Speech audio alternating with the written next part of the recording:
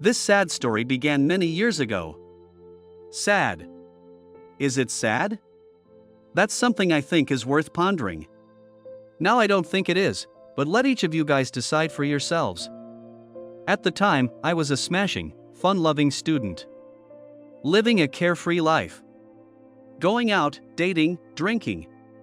Just like everyone else. And of course I was studying. I was an economics student at a university in Moscow. Student life is something that no one will ever forget his whole life. It's a time when even the air seems intoxicating. I've never really dated anyone. Just girlfriends for a couple, 3 months, tops. Just to hook up. To get rid of the sperm toxicity. I think you know what I mean. So, why did I want a long-term, serious relationship? I was just living and dreaming about the future. I had a childhood friend, Mark. I don't remember when we became friends. It seemed to me that we were friends since we were in diapers. But after I went to university, life divorced us a bit. He didn't go on to college. At that time, everyone went into business, so he became an entrepreneur. Nothing serious. He just dragged clothes from China, Turkey, Poland, and sold them on the Cherkasovsky market. But he had enough to live on. Of course, we met and had fun. He often sponsored our noisy parties, but the meetings became less and less frequent. He had his own things to do, and I had mine. When I was at university, I became friends with Marin. I never thought I'd be friends with a girl. I mean friends without sex. But it happened. She was what's called my guide-to-me. And our friendship was aided by the fact that she was an honor student. She was always helping me with my studies. Don't forget that I spent a lot of time partying, and I didn't have much time to study. If it wasn't for her, I think I would have been expelled for failing. So she was my guardian angel. Life flowed. You know how it is. And near the end of my studies, about a year before graduation, I met her. Elizabeth. She was really beautiful. But most of all, she had the gloss of a real lady. That was new to me. A girl like that could put you in your place with one look. Yes. This girl struck me in the heart. I didn't even think it could happen. But it did. The first time we met was under rather stupid circumstances. I accidentally knocked her down in the foyer of our university. She had come to meet her friend, and I was running somewhere as usual. That's how we met. I remember helping her to her feet and hearing a lot of flattering things about myself. Oh, that lady had a sharp tongue. Moron and idiot were the most innocuous words. And I looked at her. I didn't get to meet her that day, of course. Well, how? Not after the incident. But I stopped by and saw her meeting a classmate of mine. Then I found out that the girl's name was Elizabeth and she was a student. Elizabeth was studying economics, like me. But her major was international relations.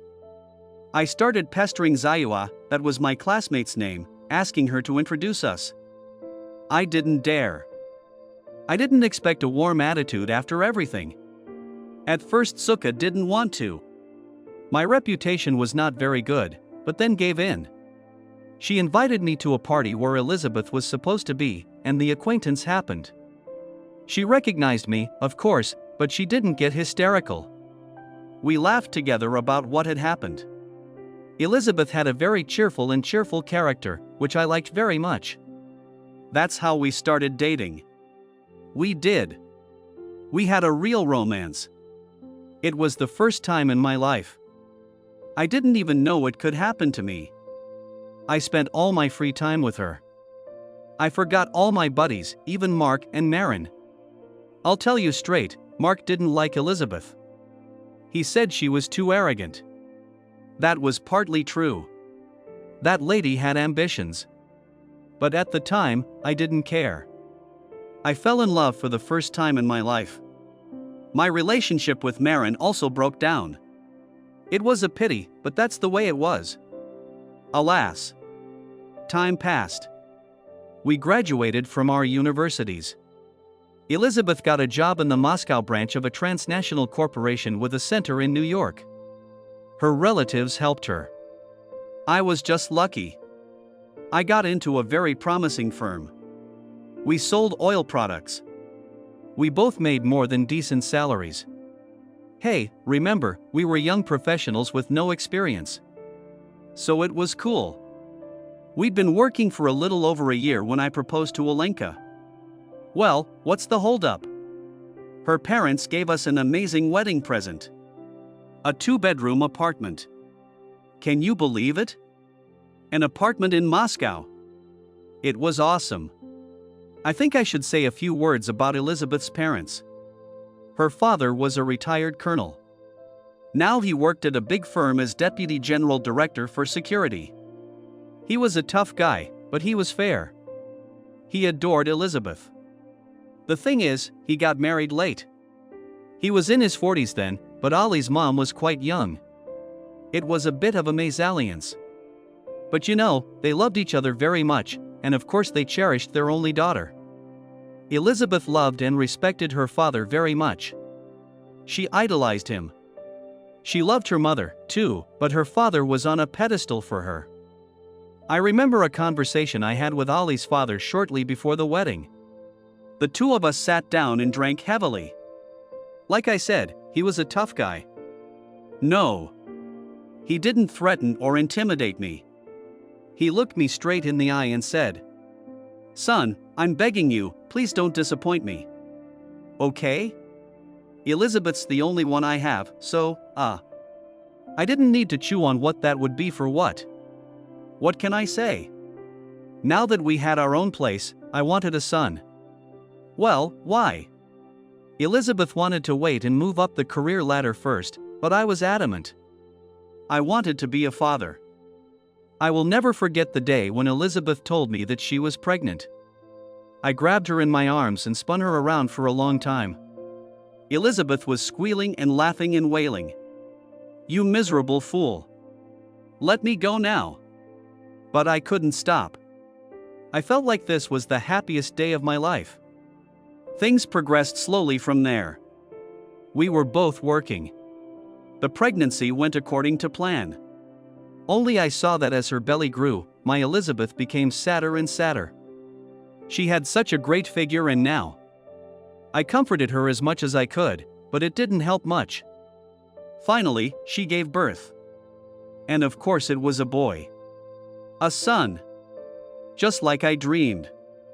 I was overjoyed. I was flying. I idolized my Olenka. I loved her even more. We named our son, my firstborn son, Maxim. And then the unexpected happened.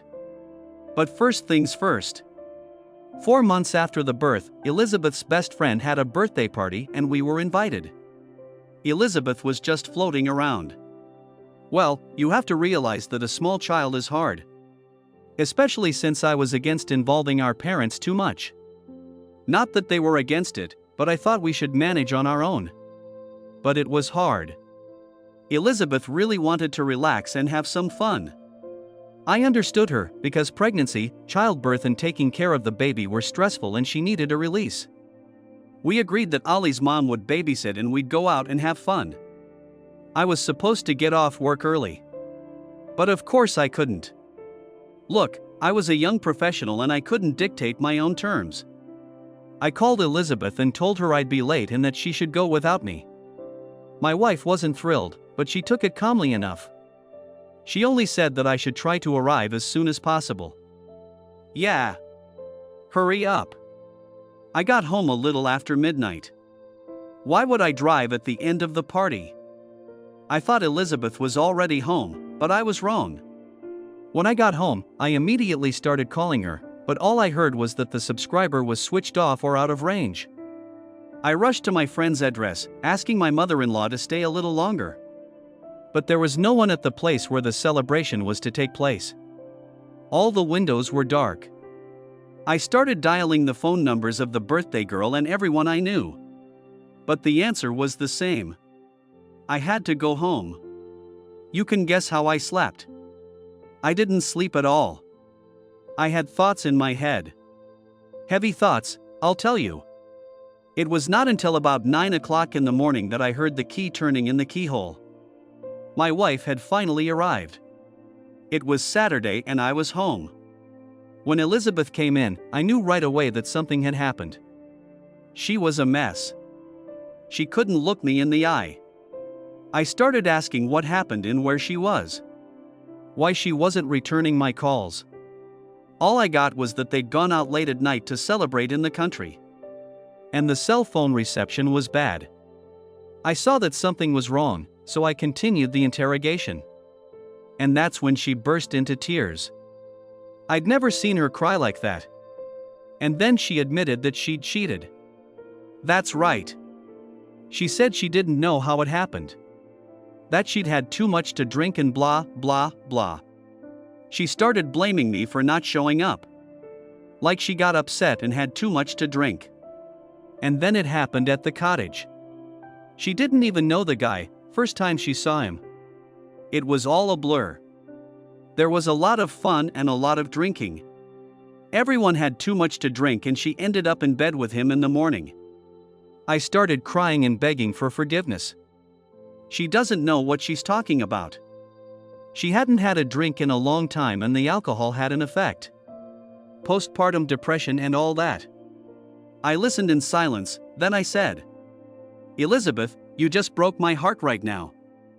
I need to calm down and rethink things. I'm going to leave now. Don't call me and don't look for me. I'll call you later. Take care of the baby." Then I got up and threw my things in my bag and left. There were sobs behind me. For a while I just drove around Moscow to calm down. I've always enjoyed driving. I guess it's a boy thing. It's nice to feel the mighty machine obey your every demand. So I drove around for a couple hours. About half an hour after I left, my phone started ringing with calls and messages. I just turned it off and threw it back on the seat. I didn't want to talk to anyone. Afterwards, I went to the apartment, where I decided to hide from everyone and think quietly. The thing is, a friend of mine went on a long business trip abroad and left me the keys to his apartment. Just in case. Nobody knew about this apartment. I didn't even tell Elizabeth about it. I didn't think much of it, but now I needed it. On the way I stopped at a supermarket and picked up some provisions and, of course, alcohol. What else could I do? The weekend passed like a blur. Sometime around Sunday afternoon, I turned on my phone. I decided to text Elizabeth that I was okay. I didn't need her to completely freak out. A little kid, you know. How my phone didn't explode, I don't know. The number of messages and unanswered calls was off the charts. From my mother-in-law, my father-in-law, her friends, and above all the birthday girl. And from Elizabeth there was literally a flurry of messages. "Stephen, where are you, honey? Darling, call me. I'm worried. Please. We need to talk. I'll explain everything to you. It's all about the same thing. By the way, I didn't introduce myself. Well, I've been talking to you. My name is Vladimir, as you know." Aha. Like Ilyich. There was such a figure in the past of our country. You know what surprised me? It's that I haven't gotten a single call from my folks. Apparently my wife didn't deign to complain to them about me. I guess she was ashamed. I texted Elizabeth and called Mark. Well, who else could it be? Who could understand me better than an old friend? It's a pity that we often think of friends only when we feel bad. Alas, but that's the way it is. After that I turned off the phone. Toward evening Mark arrived and we sat down. He disapproved of all the empty liquor bottles on the kitchen table. He made some strong tea and we talked. I told him everything. There was silence. Then he said, "Stephen, I feel for you. God forbid it should happen to anyone. But you should think hard before you make any decision. Strongly, Stephen. You're a smart man. And you're a father now. And that's important. From what you told me, this was an isolated incident. It all came together. Pregnancy, labor, childcare. And then a lot of alcohol. And then the roof went off. And she did confess, didn't she? She didn't wiggle or lie. I know it hurts. It hurts a lot. But my son's not even a year old. Are you ready to leave him? I don't want to put pressure on you, but think about it. Maybe you should calm down and have a calm talk with your wife. See what she has to say. You'll see how remorseful she is. Maybe you can try to work things out. But it's up to you, Stephen. Only you. And you should stop drinking. It's not a way out. It's an entrance. And the entrance to a place where you have nothing to do. Trust me. We sat and talked some more. And you know I feel better after talking to Mark. No, I haven't decided anything yet. And how can you make up your mind right away? But it made me feel better. That I'm not alone, that I have a friend. And that's important. I didn't have to run to my parents. I went to work on Monday. I needed to take a week off at my own expense. I know what you're gonna say. Like, who's gonna let you go? But I didn't give a shit at the time. Let them fire me. It sounds childish, I know. But I wouldn't have been able to do my job anyway. So that's how it was. My supervisor just looked at me and silently gave me a week. I was even surprised, but I think my appearance said it all for me. I went back to my den and started thinking. What else was there to do? There was a lot to think about. No, you bitch. What was that for? And we hadn't been married that long, and already it was tearing my head apart. On Wednesday, the doorbell rang. I opened the door and saw my father-in-law on the doorstep. How he tracked me down, I don't know. Maybe phone billing, maybe something else. Who knows about modern technology? But you remember who he worked for, so it was no surprise. We stared at each other for a minute. He spoke. Will you let me in? I stepped aside and let him pass. We went into the kitchen and sat down opposite each other in silence. For about 5 minutes we were just silent. Then he started. Stephen, I know how hard this is for you. Believe me. And I'm very disappointed in my daughter. She told me everything. I'm sure she didn't lie to me. You should see her right now. I've never seen her like this. I've never seen her like that. And I'm a father and she's my little girl. It hurts me, too. I know what you're gonna say. That if you two just started living together and she did this, what's next? But I assure you, it won't happen again. I've already had a serious talk with her. She's truly remorseful. She swore she'd never go anywhere without you.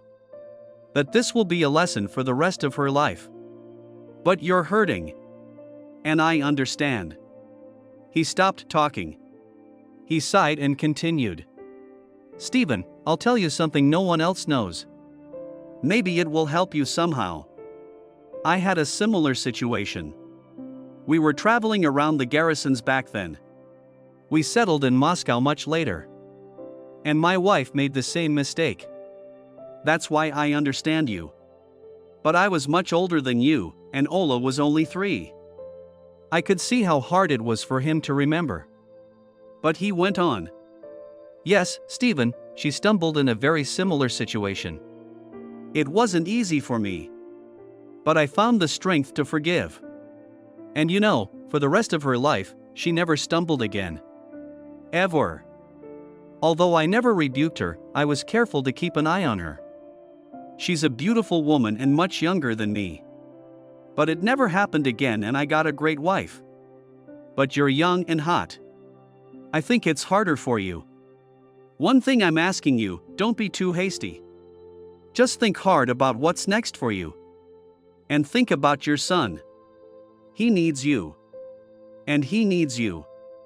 I'm not blackmailing you. If you decide to get a divorce, so be it. No one's gonna take away your access to the baby. I promise. But think carefully. I sincerely hope you can find the strength to forgive what she's done." At that, he got up and left. And I stayed. Left to my own thoughts and worries. Yes. It was my decision to make. And that's a fact. By the end of the week, I called Elizabeth and arranged to meet on neutral territory, in a cafe. The very cafe we loved so much. I'm not going to relay our entire conversation. Why should I? It's pretty clear. A lot of apologies. Tears. Vows. Please to come back, if only for my son's sake. We talked for 2 hours. I promised to give an answer soon and we parted. I went to work. What can I say, it was hard to work with all those thoughts. But I had to. I also missed my son very much. I loved him more than my life. And after thinking about it, I decided to come back. Oh. I can hear the cheers already. What a wuss. Bending over for a whore. Fucking cuckold. Oh, for God's sake. You can say what you want, but I've decided to go back and try to get my life back, my family back. Elizabeth greeted me with tears of joy. She tried to hug me, but I pulled away. Her tears flowed even more. I didn't start all this. Didn't I? You think everything's back to normal right away? No, I can't tell you that. It didn't. For about a month, I slept in a spare room. I went to work and spent all my time at home with my son. I'd wake up in the middle of the night if he started crying. I played with him, changed his diapers, cradled him. Elizabeth, of course, also took care of our son, but when I was at home she didn't interfere. Little by little, life was getting better. All this time my wife was walking on eggshells and looking guiltily into my eyes. Eventually, I got tired of it. I sat her down at the table and said, "Elizabeth, I'm sick of seeing you like this. I've decided to try to fix our family. And I don't need a maid or a cleaning lady. I need a wife. And a partner and a mom for our son. So you're gonna end this whole thing. All right?" She burst into tears and threw herself on my neck. I went back to our bedroom. I wouldn't say it was an immediate recovery. There were emotional swings. There was mistrust. All kinds of things. But I gotta hand it to my wife. She did her best to rebuild trust. I then saw tears in my father-in-law's eyes for the first and only time as he gave me a big hug and said thank you. Life went on and things gradually returned to normal. We lived, brought up our son and made a career. But Elizabeth's career was developing much more successfully. She was getting promotions and her salary was higher than mine. No, I made good money too, but she made more. I have to admit that. And then Elizabeth got pregnant a second time. Yes, gentlemen, I had a second son. We named him after my friend Jaeger. I told my wife that my friend was instrumental in getting me back in the family. So it was her idea.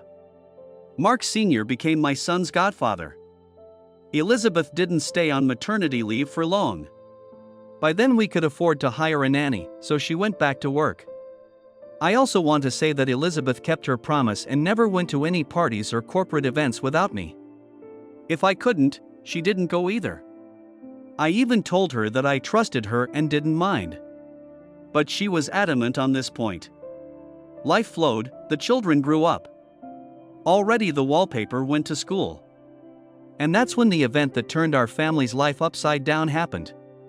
One day Elizabeth just burst into our house after work with a shining face. As it turned out, she had been offered a very high and fantastically paid position. Only we would have to move to the Arab Emirates. The office was located in Dubai. Elizabeth just couldn't stop when she listed all the preferences and benefits for our family. In addition to a very high salary and career advancement, we were provided with luxury accommodation in one of the skyscrapers of the metropolis. In addition, paid for an elite school for our children. In short, her enthusiasm was unquantifiable. What could I do but disagree? The kids weren't too thrilled, though. They didn't want to leave their school and friends. But there was no other way out. I was also not happy about the prospect of leaving a job that I loved and where I was respected. But then again, that's how we ended up in Dubai. To be honest, the city was amazing. What the Arabs had built there was impressive. Well, anyone who's been there will understand. The only thing that confused me was the heat. Well, I'm used to the middle part of Russia. But people can get used to anything. So I got used to it. The accommodations, as I said, were really swanky. Lots of rooms, dining room, kitchen, expansive loggia overlooking the ocean. The whole thing was spectacular.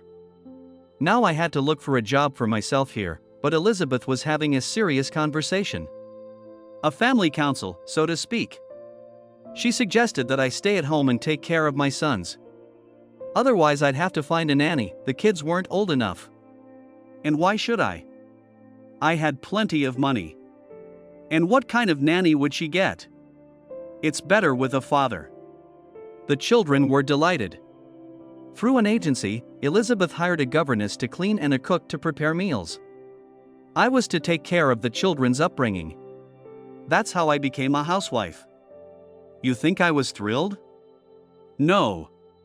But my wife had a good point. What kind of job could I get there? You know. And I didn't want to leave the kids with anyone. So there you go. For the first 3 years, we enjoyed the posh life as a family. We visited all the sites and had a great time. We went on vacations all over the world. Now we could afford it. After all, money is a nice thing. But then things started to change. Elizabeth began to devote more and more time to work. She had always been an ambitious woman, and there were such prospects. I could just feel her drifting away from us.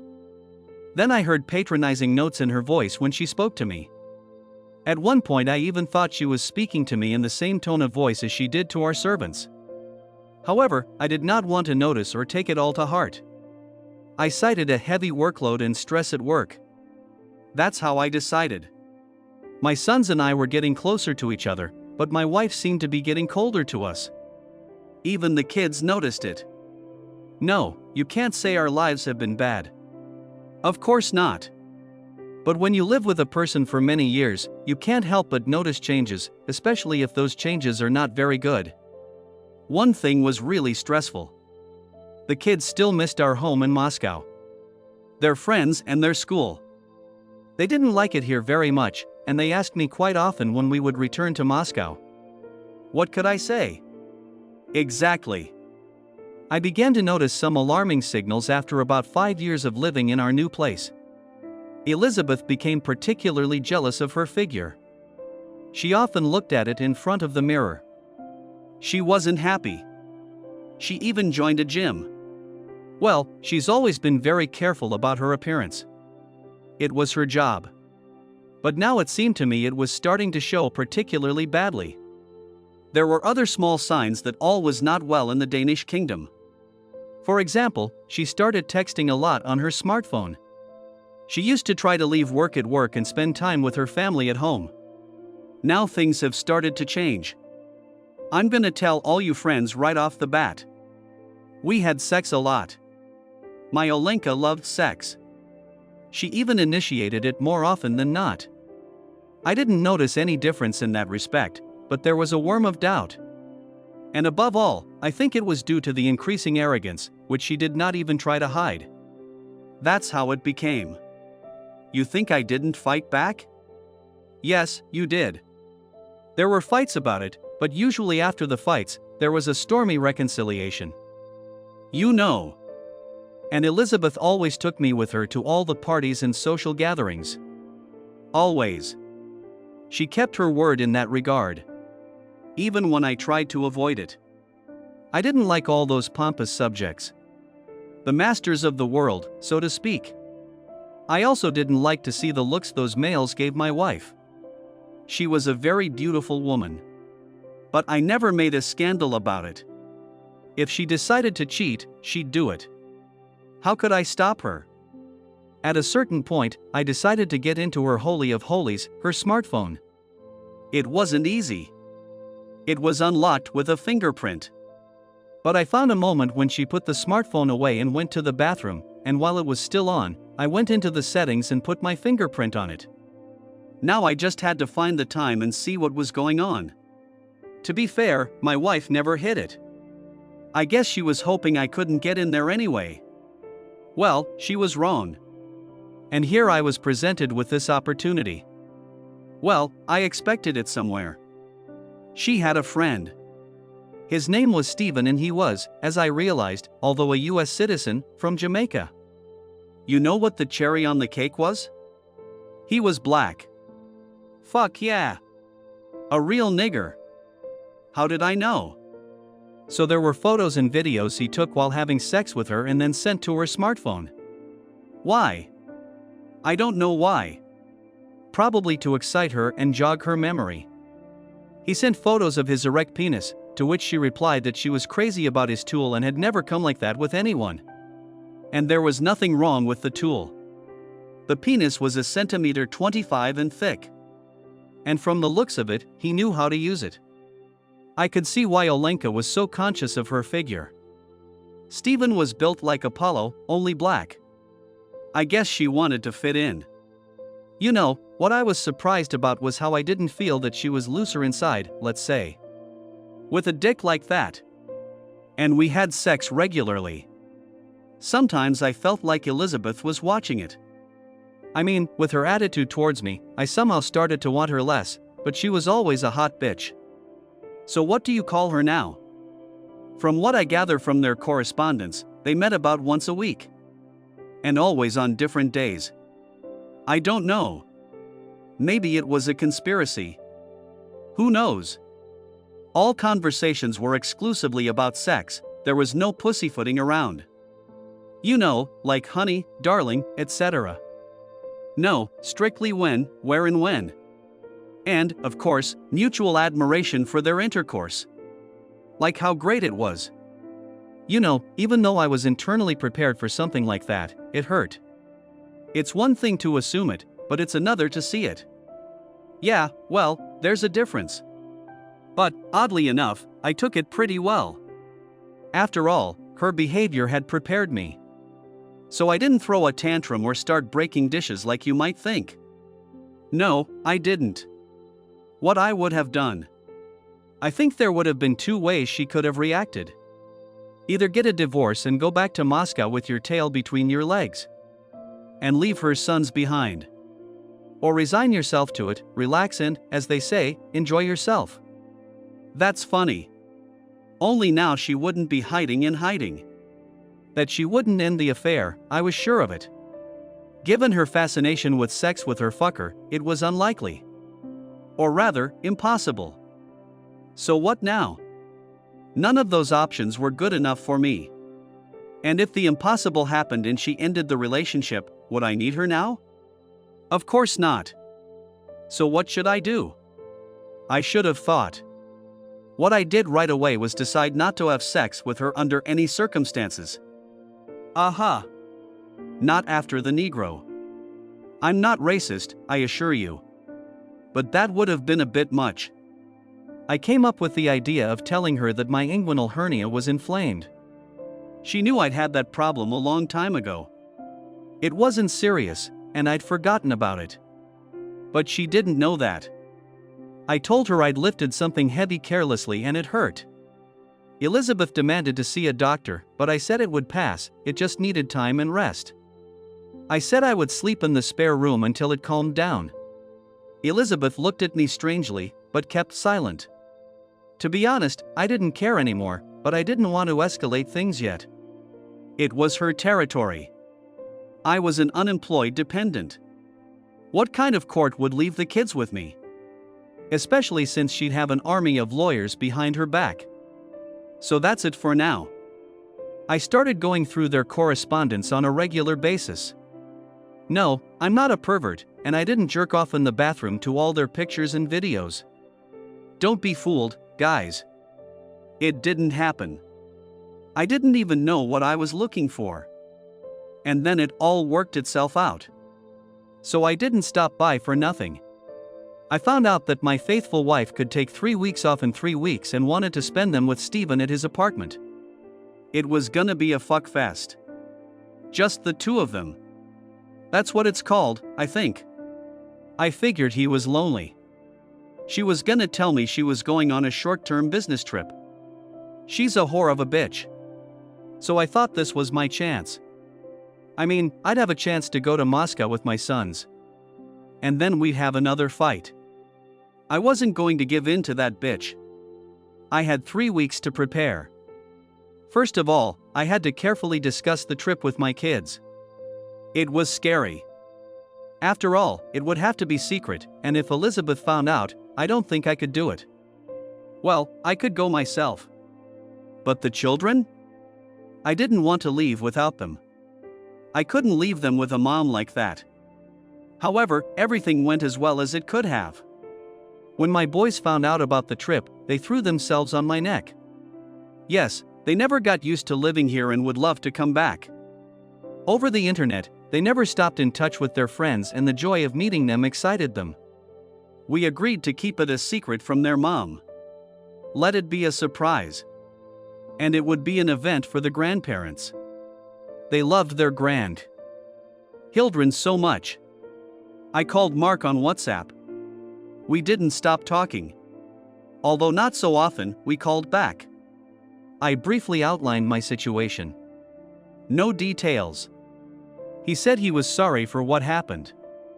I asked him to find me a good family law attorney. I had no doubt about the divorce. He assured me that everything would be fine. Next, I needed to carefully withdraw the right amount of money. Airfare and all that. I had a card that I used to pay with when we spent time with my sons. The kids had school in the first half of the day, but in the second half we had a fun and interesting time. Lately it's been more and more without their mom. I thought she was working hard, but to be honest now I didn't know what to think. It wasn't like it used to be the other way around. Well, money and status change people. It's like the story of the 3 trials. Fire, water, and copper pipes. Olenka didn't pass the copper pipes. But maybe in her world it's the other way around. It didn't make any difference to me now. So I couldn't risk buying airplane tickets directly from the card. Elizabeth was a smart woman. A whore, sure. But she was a smart whore, and I could take that away from her. I couldn't be sure that she wasn't controlling the charge on that card, and instantly. A text alert and she knows everything. No, that's not gonna work. So I started withdrawing small amounts of cash from ATMs. I should have had enough time. Don't forget, I knew I had a 3-week head start. And so the time went by. My sons and I were slowly preparing for the trip. Sometimes I felt guilty about the whole thing. I mean, I was taking the kids away from their mother. But I quickly put it all aside. She had long ago put us in second or even third place in her life. And the children were certainly better off at home in Moscow. That was a fact, so just go ahead. To be honest, I sometimes wondered if Elizabeth would be happy for us to just get away. She'd be free to do her favorite job, meet all those high-ranking and rich people, and fuck Steven's big cock. Wouldn't that be a blessing for her? Maybe so, but I wasn't willing or able to risk it. The stakes were too high. Just the day before, Olechka informed me of an urgent business trip. She was very worried. She said that she didn't want to go so badly and that it would be better if the whole family went somewhere to rest. But that's the job. Look, if I didn't know better, I'd honestly believe it. And how a man has changed literally before my eyes. Money and power, power and money. Not everyone can take it. But I had already bought tickets for the 3 of us to Moscow, and I didn't give a shit what she was selling me. I transferred all their sex correspondence from her phone to mine a while back, including all the photos and videos. Keep them. Might come in handy in the divorce. Now I printed out the most vivid pictures of them fucking. We had a color laser printer at home.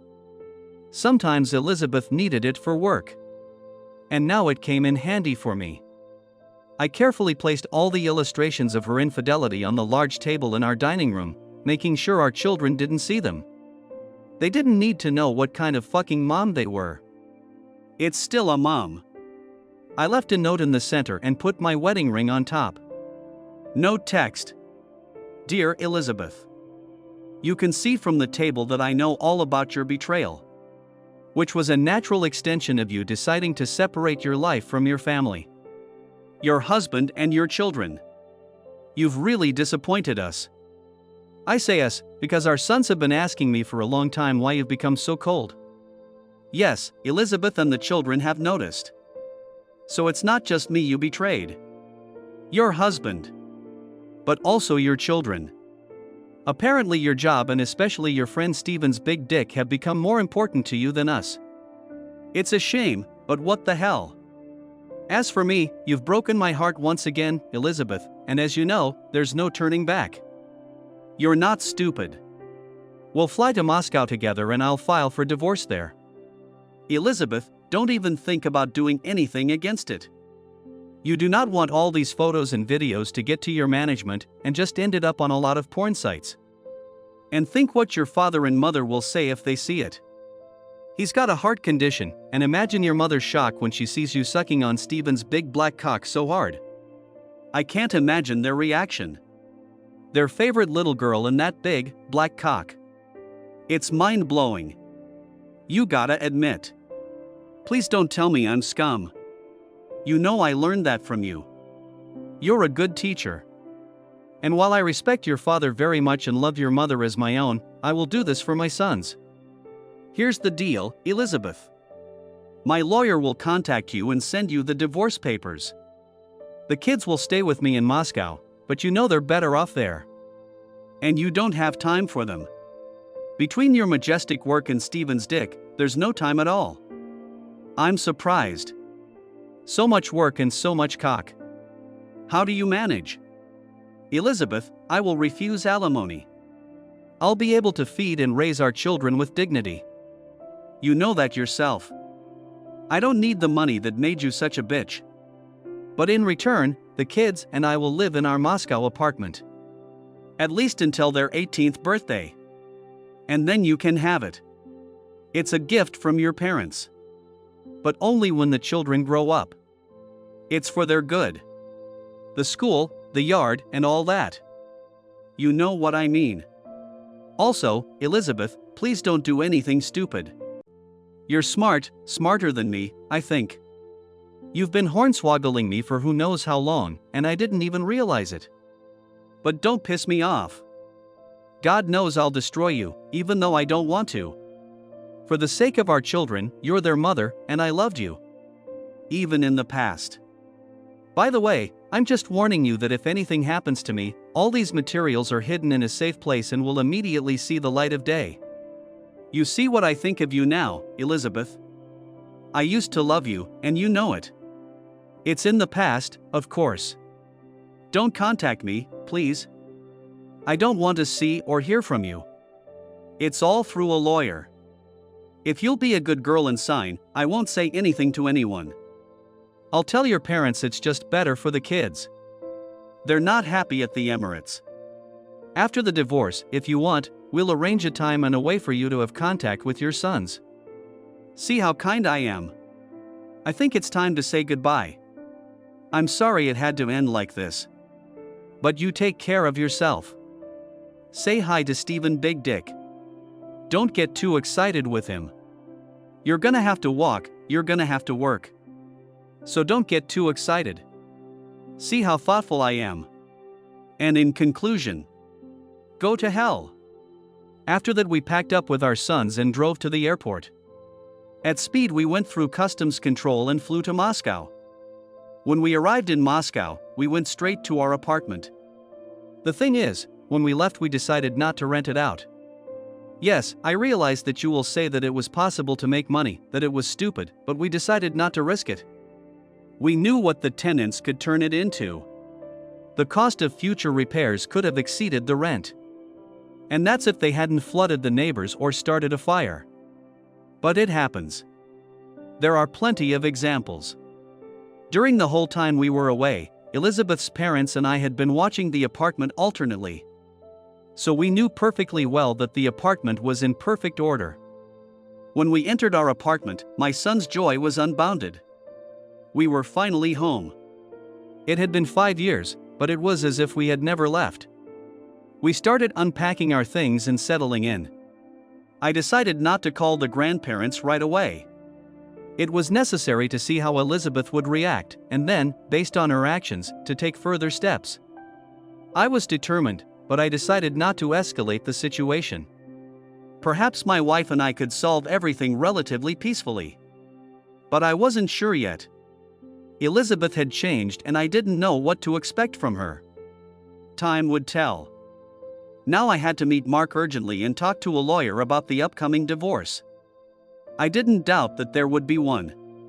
We spent a couple of days getting settled in the new old place.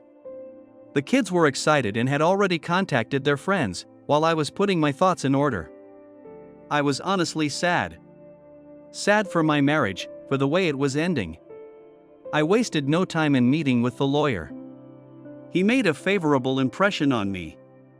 I was especially pleased that the opinion of the children was now taken into account. Max was already 15, and Mark was 13. I had no doubt that they were determined to live in Moscow, and that was the main thing. The lawyer promised to prepare documents for divorce as soon as possible and send them to my wife. My demands were simple. I wanted the children to live with me. I did not need anything from Elizabeth, which my lawyer did not agree with. Given the earnings of my wife, I could count on not small alimony, but as I said, her money was not needed. Not the one that made it all go down in flames. The lawyer had to agree. A week later, I informed my wife and I of our arrival to our parents. There was nothing to hide, and the children were eager to meet their grandparents. As soon as we called, all the old people came to visit us, and we organized a gala dinner. Strangely enough, I hadn't heard from Elizabeth. Frankly speaking, it even made me tense, but I knew that my wife's stamina was ironclad. I expected her reaction after submitting the documents, but who knows? During dinner, there were a lot of questions about what and how. So far I just said that it was better for the children. And although everyone seemed to accept my version, I caught glances from Elizabeth's father. He must have sensed something. I'm not going to recount in detail how I ran around the authorities ABO, UT the boys' school, etc. The most important thing was that even after all these years I was hired back at my job. I had to live for something and I was relieved. I think it was the fact that I was a really qualified specialist and I was always appreciated. As one of the greats said, that personnel decides everything. And I was a good staff. At least I was lucky here. I got a call from my lawyer telling me that Elizabeth had been served with divorce papers. Yeah, guys, it wasn't cheap. If it wasn't for my friend Oleg, I don't know how I would have done it. I had to go into debt with him. But that's what friends are for, isn't it? That's when I heard the first news from Olenka. When I met with the lawyer, I learned that my wife's main demand was that she insisted on our personal conversation. I didn't want to do that. I wasn't afraid, I just didn't even want to hear her voice. I insisted on talking to her through a lawyer. My wife did not have my new cell phone, and I, like my sons, said goodbye to my old SIM card at Dubai airport. A week passed and at my next meeting with the lawyer he gave me Elizabeth's message. Stephen, don't act like a hurt little boy. If you want a divorce, to hell with you, let's get a divorce. But let's do it like adults. Don't hide like a child. I'm not gonna bite you.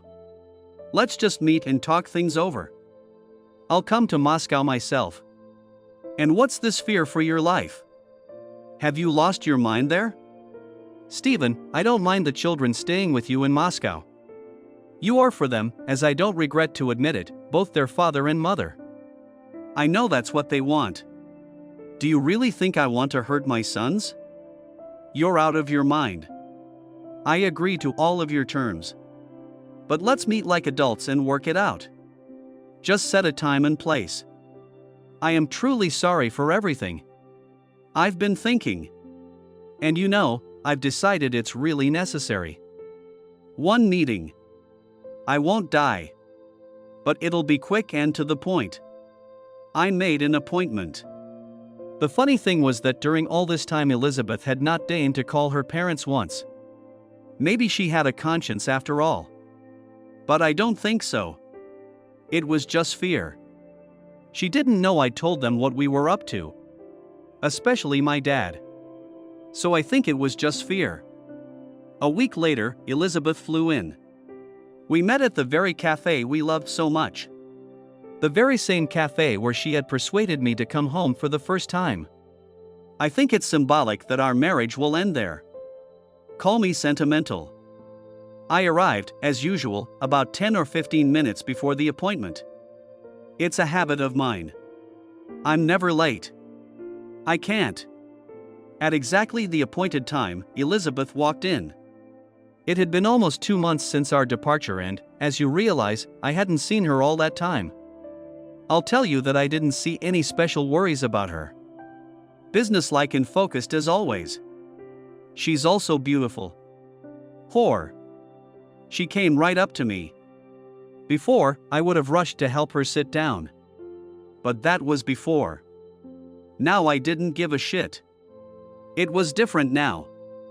I noticed she was waiting for it, but not waiting, she grinned crookedly and sat down at the table. We were silent for a few minutes, staring into each other's eyes. If she expected me to look away, she was wrong. Finally I said, "Elizabeth, you're the one who insisted on meeting in person. You have the floor." She, without taking her eyes off me, sighed and said, "Stephen, have you come to your senses? Listen, what are you doing here? I know you're hurting. And believe me, I know it's all wrong. But it doesn't mean anything. It sounds corny, like some fucking cliche. But it is. This is the 21st century. Wake up, man." He threw a tantrum. Took the kids away. It's like a conspiracy. Like a little boy, really. It's my fault. I'm not gonna deny it, I'm not gonna deny it. But you could have just sat down and talked. I don't know. Talk about it. I mean, we've been married a long time. And you? Stephen, that's not very mature. She took a breath and waited for me to say something. I just kept silent and stared intently into her eyes. Elizabeth even squirmed in her seat. It was nice to see her like that. That self-righteous bitch. What she'd become. And now she was so uncomfortable. She continued without waiting for my reaction. "Stephen, maybe we should try to settle this misunderstanding somehow. I mean, think about it, all those years of marriage, and it's all in the trash. And for what? God, it happens all the time. And that everyone's running to get divorced right away. Isn't that funny to you? Figure it out for yourself. We have a family. Kids. How are they gonna take all this? Live and let live, and then this is it. Divorce." I was shocked when I read your note. But I thought I'd give you time to calm down and pull yourself together. Bob, let's just stop all this and go back. You punished me. I realized I was wrong. Okay? Okay, I'm a bitch. But I'll make it up to you. We'll work it out, Stephen. We've always worked things out together. And always found mutual understanding. Come on, Stephen. Let's go back home and decide everything. This is where I interrupted her. Elizabeth, what about Stephen? You say come back. What's he gonna say? Will he leave your bedroom or should I take the guest room? I saw her eyes begin to widen and besought her. Yes, Olenka. I know that after we left, your friend Stephen Big Dick moved in with you. Did you think I wouldn't find out? Oh, Elizabeth. You underestimate me.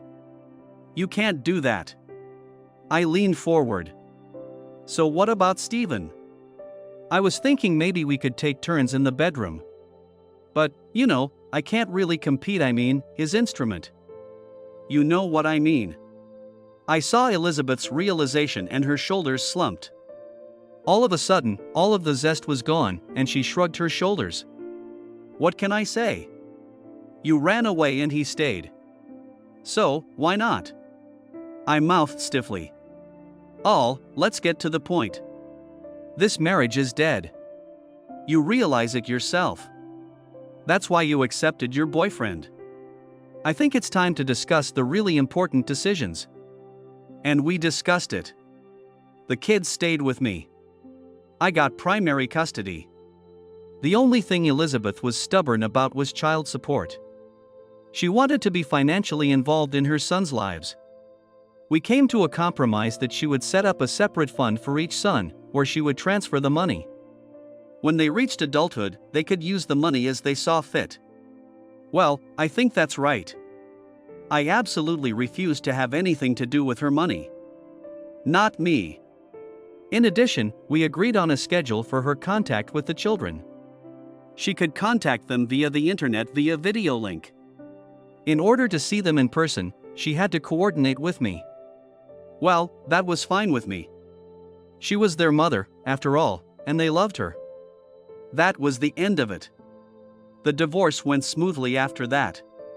Our parents were of course very upset and often tortured me about the reason. But I didn't say anything. Why? However, Elizabeth's father once at a meeting hugged me tightly and asked for forgiveness. I don't know whether Elizabeth confessed to him or he guessed it himself, but I honestly saw tears in his eyes. What can I say? This is life. Next came life. Just life, with all its worries and hardships. My boys took the divorce calmly. I think they knew it would end this way. They were old enough to realize that. If anyone thinks it was easy for me to do it alone, I hasten to disappoint you. No, gentlemen, it has not been easy. Work, home, raising my sons. It's not easy, especially since they're teenagers. Transition age and all that. But I got through it. Sometimes I got sad and bitter. But what could I do? I couldn't put up with all this. I'd just lose the respect of my sons, and that was the most important thing to me. It's not about my ego. It's about them. Future men. I had to give them a decent upbringing. Time passed. No, I wasn't seeing anyone. I didn't have time. I had enough on my mind as it was. Sometimes Mark invited me to have fun, but it was not often. He did, but I couldn't always get away. That's life. And I chose it myself to some extent. So I can't complain. And then one day I was grocery shopping at the supermarket. Since I did it once a week, the cart I was pushing in front of me was full. And that's when I heard from behind me. Stephen. Is that you? I turned around in bewilderment and my face stretched into a smile. Marin. Yes, the same Marin from my youth. We hugged and said hello. She was with a girl of 4 or 5 years old. Neither she nor I had much time at that moment, and we agreed to meet in a cafe in a couple of days. We exchanged phone numbers. I won't hide it, memories came flooding back at me and I was looking forward to our meeting. It was a stormy meeting. It's been so long since we've seen each other. We lived in the same town, but it's like that. Life brings people together and then brings them apart. That's just the way it is. We started asking each other what was going on. She told me that after university she went to live in America. However, things didn't work out there and she came back. Then she got married and as a result had a daughter, Nestenka. Unfortunately, her husband died soon after her birth. Some genetic disease and nothing could be done. Now she lived alone and devoted her life to raising her daughter. Just like me. My wife died, too. At least for me. I told you about my life, too. I didn't go into too much detail, but I did. The cheating, too. What I didn't expect was that she was quiet and blurted out. Stephen, I loved you very much. I really did. When you got involved with Elizabeth, you should have known how I cried at night. But I didn't want to interfere. And how could you? You didn't see anyone else around but her. I ran away to America so I wouldn't have to see or hear about you. It hurt me so moo. Ch. I was dumbfounded. Maron, a fellow guy and all that, loved me. She never showed it even close.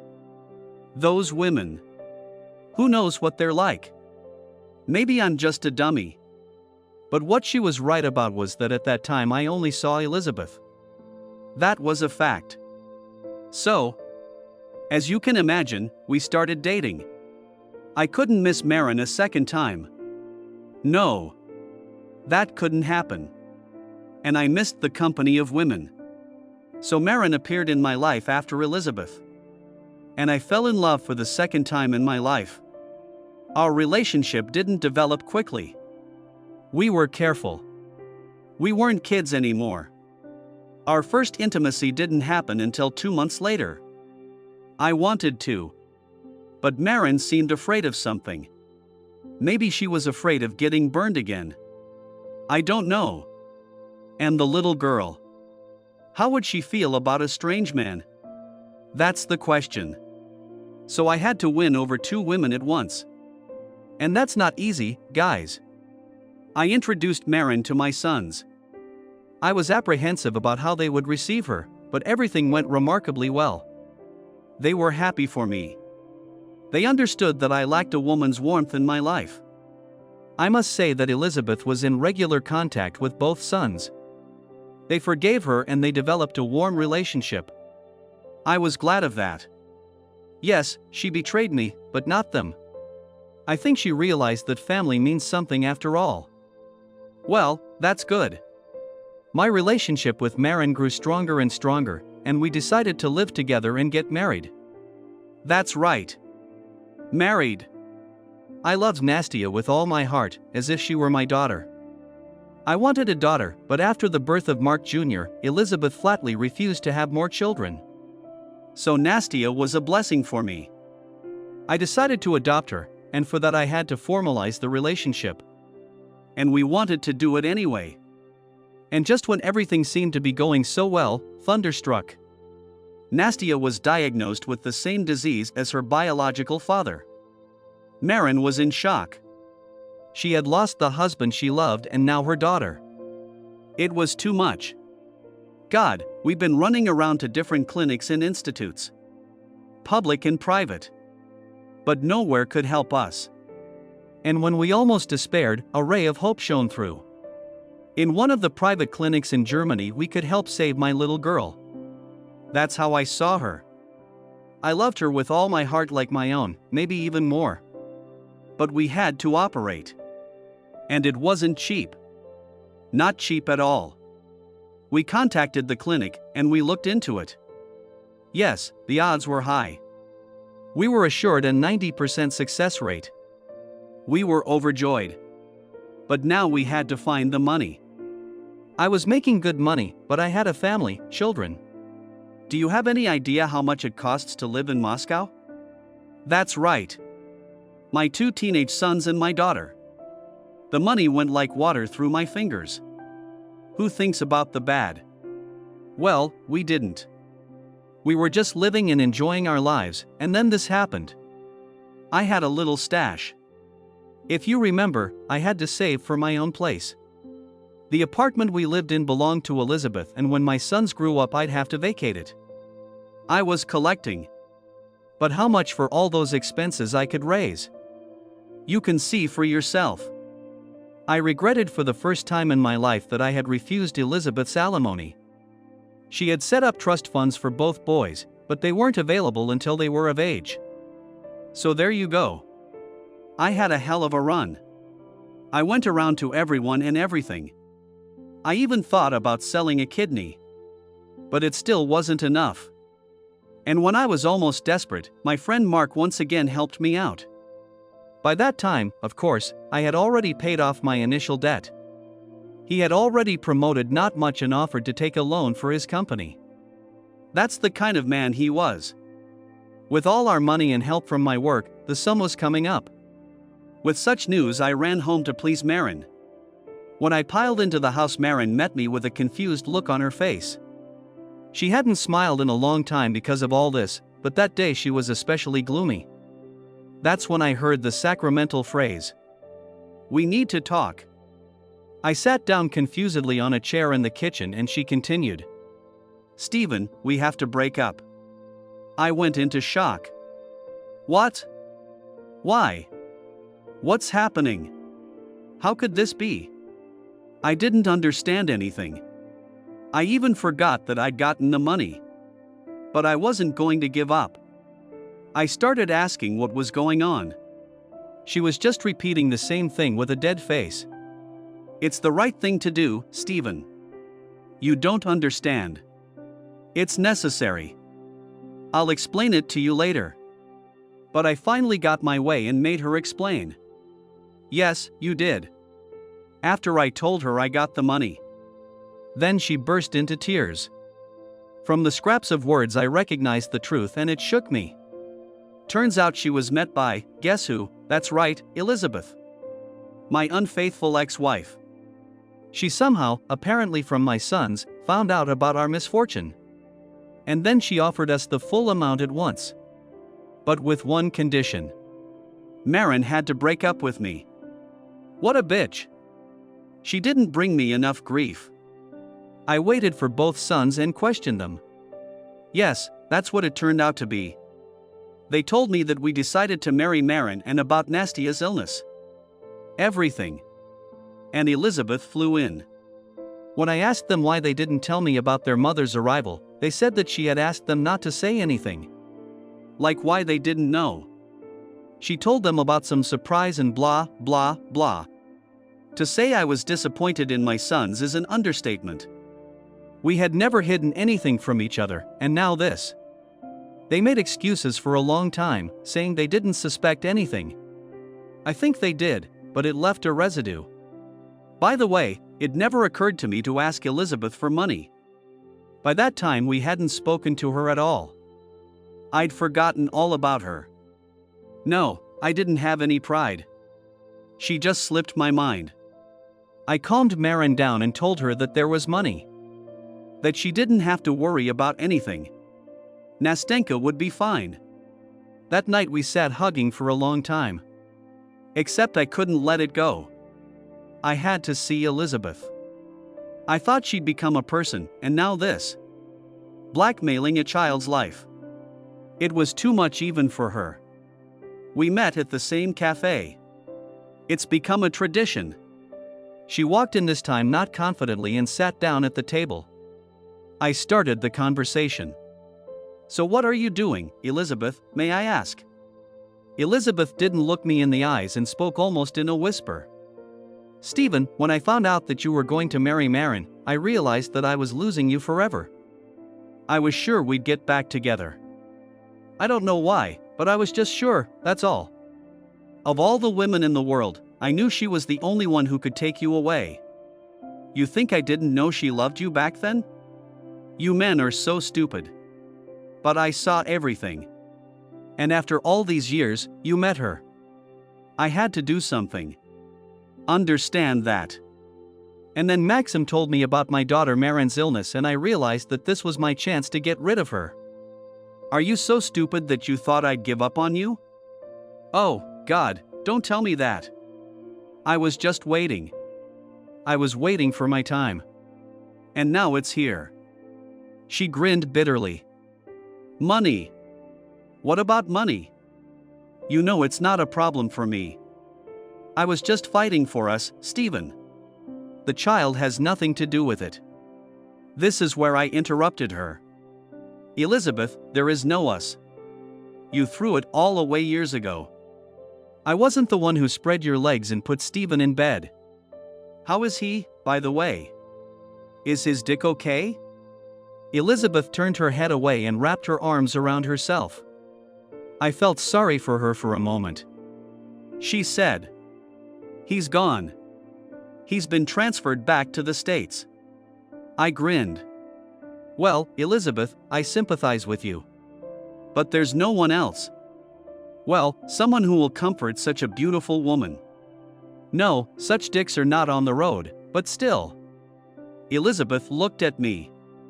Are you kidding me? Well, I guess I deserved it. But whatever you think, I never forgot you. I just got confused and thought I was something I wasn't. And then I lost what I really cared about. I leaned back in my chair. The lady in front of me wasn't the same arrogant lady. No. It wasn't. But that wasn't my problem anymore. She'd gotten what she wanted, and certainly what she deserved. You know, Elizabeth, I forgave you a long time ago. She almost jumped up, but I pulled her back. Yes, Elizabeth, I forgave you a long time ago. Especially since it's all my own fault. Elizabeth tried to deny it, but I clapped my palm on the table, calling her to attention. That's right, Olenka. It's my own fault. I knew an ancient wisdom. I knew it, but I didn't try it on myself. I didn't think it would affect me. And for nothing. There are Elizabeth women who don't cheat on their husbands. There are. They're fewer than I'd like them to be. But there are Elizabeth. There are women who cheat on their husbands. And there are more of them than I'd like to admit. You know what kind of women don't exist? Those who cheat on their husbands only once. There are no such women, Elizabeth. I forgot that. For which I was punished. You live, Elizabeth. If you can, be happy. I really wish that for you. Make conclusions, and I want to believe that you will meet your man. But choose him not by the size of his penis, but by who and what he is. Do you understand? Have a great day. At this point, I got up and walked out. As it turned out, that was the last time I saw Elizabeth. What can I say? Everything went just fine. The operation was successful and Nastenka came home as a practically healthy child. Of course there was rehabilitation, but we coped and became only stronger. And you know what I want to add? We didn't have to take out a loan. Yes. Oddly enough, Elizabeth transferred the entire amount to the clinic's account. When I suggested over the phone that we take out a promissory note, she flatly refused. It was for her son's little sister. Well, maybe I was wrong about her. Or maybe our last conversation had an effect. I don't know, but just like that. Life went on. The children grew up. Both my sons lived separately. I know they talked and met with their mother, but I had no further contact with her. Until one day both of my sons called and asked to see me. I was even worried that something was wrong. They just said they had something important to tell me. When they came in, they handed me an envelope. Max said, "It's from Mom, Dad. Please read it." I just felt that something terrible had happened. My hands even trembled. Even after all these years, I hadn't lost some feeling for Elizabeth. Text of the letter. My dear and beloved husband. Yes, Stephen, exactly my favorite and exactly my husband. I never stopped thinking of you as my husband. Never. Even after my divorce. If you're reading this letter, I'm gone. I'm dead, Stephen. The fact is that about a year ago I was diagnosed with a very aggressive form of cancer. I fought dearly. I made every effort, but all to no avail. Apparently it's karma. Punishment for ruining our family and trampling our love with you. I never stopped loving you, though. I don't think you believe me right now, but I do. I just wished for success, and along the way I forgot what's most important to me. You and me. You. Yes, Stephen, at some time I lost respect for you.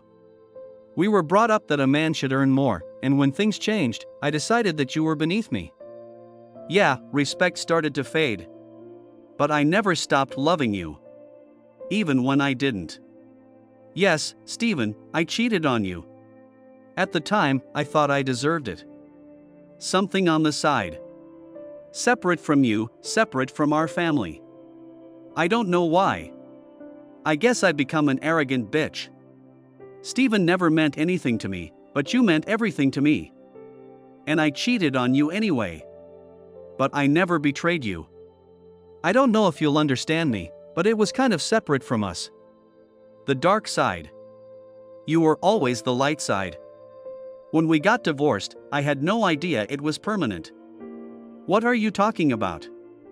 If I knew I was losing you forever, I would have fought tooth and nail. Well, here's what happened. I let you go. I'm such an idiot. It seemed like the right thing to do at the time. To let you come to your senses. That you'd come to your senses and come running, or at least let me know you wanted to be together. But it didn't happen, and I've been cursing myself for the rest of my life. That's right, my favorite. I don't have much time left, so why would I lie? I want to apologize for the incident with your little girl's surgery. I don't know what came over me. That's when I realized I was losing you for good. Well, I did something unforgivable, and I apologize for that. But I tried to make it right. Didn't I? So I'm sorry, honey, for everything. I'm just another stupid woman. I didn't want to tell any of you, my dears, about my illness for the simple reason that I don't want you to see me as I am now. I want you to remember me as a strong, arrogant bitch. But not the wreck I am now. When I die, I'll be cremated in my will and my ashes will be scattered over the ocean. That's the way I want it. I leave my money in equal shares to our sons. I don't want to insult you with it, dear. I know you think they're the reason our marriage failed. I think you're right. But you've raised two decent men and I'm sure they'll put that money to good use. And now I think it's time to say goodbye. I'm tired, Steven. But soon I'll have eternal rest. And to you, my love, I wish you happiness with your Marin. She loves you and you love her. Happiness to you, my dears. Your stupid wife Elizabeth. As I read the last lines, the letters began to blur in my eyes. Hell, even after everything, I think I still loved Elizabeth. Her demons destroyed her. Who knows how things would have turned out if it hadn't been for that fateful offer to go to Dubai. But now we can only guess. That's the story. I think you guys will decide for yourselves if it's sad,